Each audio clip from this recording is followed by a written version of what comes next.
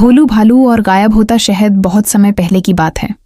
हरे भरे जंगल के एक कोने में रहता था भोलू भालू। मोटा, गोल मटोल और थोड़ा सुस्त, लेकिन दिल का बहुत अच्छा। भोलू को एक चीज से बहुत प्यार था, शहद। सुबह उठते ही सबसे पहला सवाल उसका यही होता, आज शहद मिलेगा ना? और फिर वो निकल पड़ता। कभी पेड़ों पर चढ़ता, कभी मधुमक्खियों से बात करता। बस शहद, शहद और शहद। लेकिन एक दिन कुछ अजीब हुआ। भोलू ने अपने घर के कोने में रखी शहद की मटकी देखी और बोला, वाह, आज तो पूरे 3 कटोरी भर के खाऊंगा। लेकिन जैसे ही उसने मटकी का ढक्कन हटाया, अरे रे रे, मटकी खाली थी। भोलू की आंखें गोल, मुंह खुला रह गया। मेरा शहद कहाँ गया? मैंने तो कल ही भरा था। उसने घर के चारों तरफ देखा, कोई निशान नहीं, ना कोई चिपचिपा पंजा, न मधुमक्खियां, कुछ भी नहीं।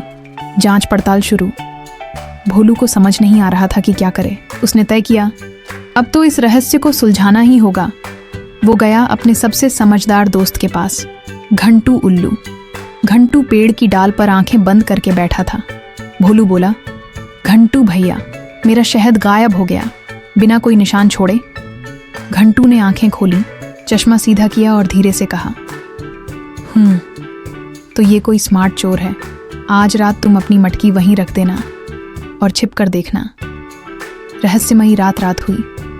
जंगल में चुप्पी थी। भोलू पेड़ के पीछे छिपकर बैठ गया, आंखें गड़ाए मटकी की तरफ। घड़ी की टिक टिक जैसी आवाज, झींगुरों की झंझनाहट, और तभी छप छप छप, कोई मटकी में मुंह डालकर शहद खा रहा था। भोलू एकदम चौंक गया, धीरे से झांका और देखा, गिल्लू गिलहरी, छोटी सी गिलहरी, दोनों हाथों से शहद चाट रही थी, मुंह तक पीला कर रखा था। भोलू फौरन सामने आया और बोला, अरे गिल्लू, तुम? गिल्लू डर के मारे कांप गई। भोलू भैया, माफ करना, मुझे शहद बहुत पसंद है, और जब आपने मटकी बाहर रखी देखी तो मैं चुपके से आ गई। भोलू कुछ देर चुप रहा, फिर हंस पड़ा। अरे पगली, शहद के लिए चोरी की क्या जरूरत? बोल देती, आधा आधा बांट लेते। गिल्लू शर्माते हुए मुस्कुराई। अब से बिना पूछे कभी नहीं लूंगी, वादा। अगली सुबह भोलू ने नए मटके में शहद भरा और उसके पास एक छोटी कटोरी रख दी। उस पर लिखा था, गिल्लू के लिए। अब रोज गिल्लू और भोलू साथ बैठकर शहद खाते, कभी मीठी बातें करते, कभी कहानियां सुनाते। और भोलू ने सीखा, अगर किसी को कुछ पसंद है तो बात करके बांट लेना सबसे अच्छा तरीका है।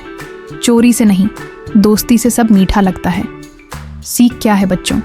अगर कुछ चाहिए तो झूठ या चोरी से नहीं, सच्चाई और बात करने से मांगो, क्योंकि जो चीज़ बांटी जाए वो दुगनी मीठी हो जाती है।